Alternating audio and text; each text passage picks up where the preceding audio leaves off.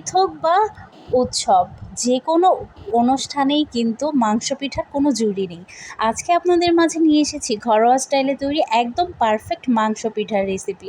নরম মুচমুচে পিঠার ভেতর মশলাদার মাংসের পুর। একবার খেলে মুখে স্বাদ লেগে থাকবে। রেসিপি দেখে একবার ট্রাই করেই দেখুন, আর কমেন্টে জানাতে ভুলবেন না কেমন লাগলো।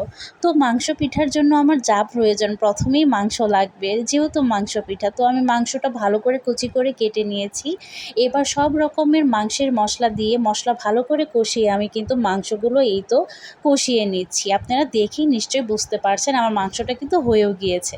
অল্প একটু পানি দিতে হবে, যেহেতু আমি চিকেন দিয়ে করছি তো আমার বেশি পানির প্রয়োজন হবে না। তো এই তো আমি ভালো করে চালের গুঁড়াটা মেখে নিয়েছি গরম পানি ফুটিয়ে, হালকা একটু লবণ দিয়ে একটু তেল দিয়ে। তো সেটা আসলে আমার স্কিপ হয়ে গিয়েছে, আমি ভিডিও নিতে পারিনি। তো এই তো আমি কিন্তু ছোট আকারের রুটি বানিয়ে মাঝখানে কিন্তু আমি চাকু দিয়ে কেটে নিয়েছি। একটা রুটির থেকে 2টা পিঠা তৈরি করা যাবে। তো এই তো আমি কিন্তু দেখিয়ে দিচ্ছি, প্রথমে কিন্তু একটা দেখিয়ে দিলাম, আমি আরও একটা দেখিয়ে দিচ্ছি। আপনারা আপনাদের ইচ্ছে মতো যে কোনো শেপেই কিন্তু তৈরি করে নিতে পারবেন। আর মাংস পিঠার কথা তো আসলে বলে শেষ করা যাবে না, এটা কিন্তু ছোট বড় সবারই অনেক পছন্দ। আর আমি যেহেতু ঝাল পছন্দ করি, তাই কিন্তু আমি মাংসর পুরে প্রচুর পরিমাণে ঝাল দিয়েছি। আপনারা আপনাদের ইচ্ছে মতো যেরকম খেতে চান সেরকম করে নেবেন। তো এই তো আমার পিঠা কিন্তু প্রায় অনেকগুলো হয়ে গিয়েছে। তো আমি এখন ভেজে নিব। পর্যাপ্ত প্যানে তেল দিয়ে গরম করে তারপর পিঠাগুলো ছাড়তে হবে।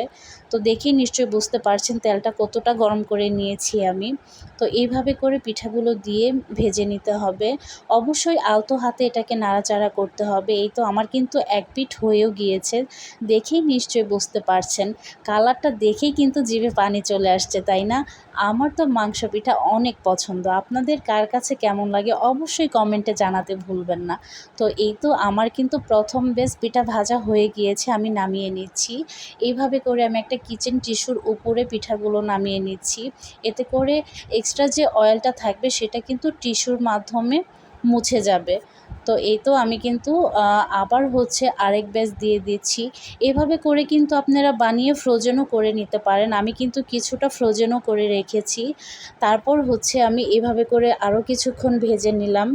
তো এইভাবে অবশ্যই বাসায় এটা ট্রাই করে দেখবেন। এটা কিন্তু বাচ্চাদের টিফিনে বিকেলের স্ন্যাক্স হিসেবে অনায়াসেই কিন্তু আপনারা বের করে ভেজে নিতে পারবেন। যখন খেতে চাচ্ছেন ঠিক সেই মুহূর্তেই আপনারা তেলটা গরম করে ভেজে নিতে পারবেন।